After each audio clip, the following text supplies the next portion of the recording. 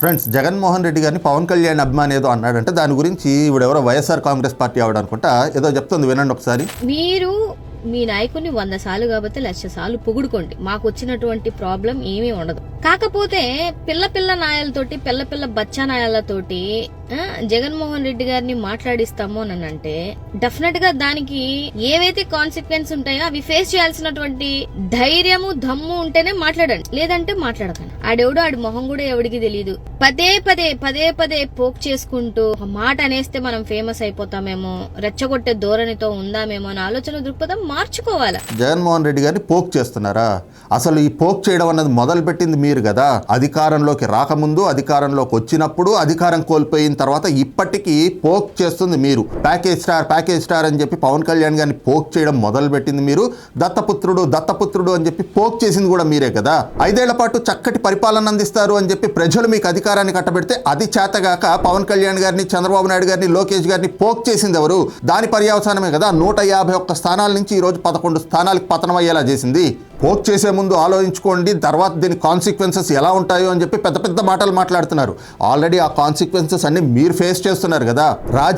రాజకీయంగా చేయడం చేతగా అంది జగన్మోహన్ రెడ్డికి. అందుకే పవన్ కళ్యాణ్ గారిని వ్యక్తిగతంగా కూడా దూషించుకుంటూ వచ్చాడు. నలుగురు పిల్లలు కొత్త కారును మార్చినట్టుగా పిల్లాన్ని మారుస్తాడు. 4 ఏళ్లకు ఒకసారి 5 ఏళ్లకు ఒకసారి పిల్లాన్ని మారుస్తాడు. అసలు పవన్ కళ్యాణ్ గారు 3 పెళ్లిళ్లు చేసుకోవడం వల్ల రాష్ట్రంలో ప్రజలకు కానీ, రాష్ట్రంలో జరగాల్సినటువంటి అభివృద్ధికి కానీ, రాష్ట్ర ప్రజలకు అందాల్సినటువంటి సంక్షేమానికి కానీ ఏమైనా ఆటంకాలు వచ్చినాయా?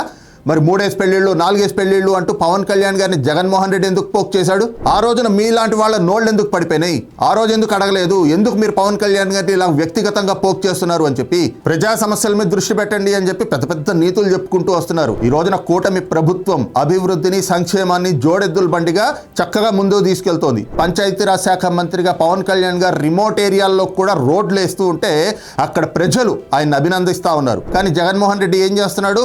పరామర్శల యాత్రల పేరుతోటి ప్రాణాలు తీస్తున్నాడు.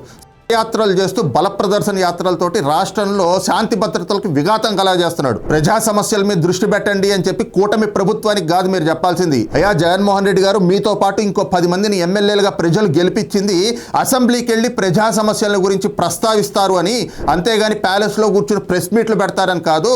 కాస్త ఈ 2.5 ఏళ్ళైనా సరే మీరు అసెంబ్లీకి వెళ్ళి ప్రజా సమస్యల్ని ప్రస్తావించండి, పోక్ చేయడం ఆపేయండి అని చెప్పి మీ జగన్మోహన్ రెడ్డికి, వైఎస్ఆర్ కాంగ్రెస్ పార్టీ నాయకులకి చెప్పుకోండి. ఫైనల్ గా ఎదుటి వాళ్ళకి నీతులు చెప్పే ముందు మన బ్రతుకులు ఎలా ఏడ్చినాయి అన్నది కూడా చూసుకుంటే అప్పుడు అన్ని సవ్యంగానే నడుస్తాయి.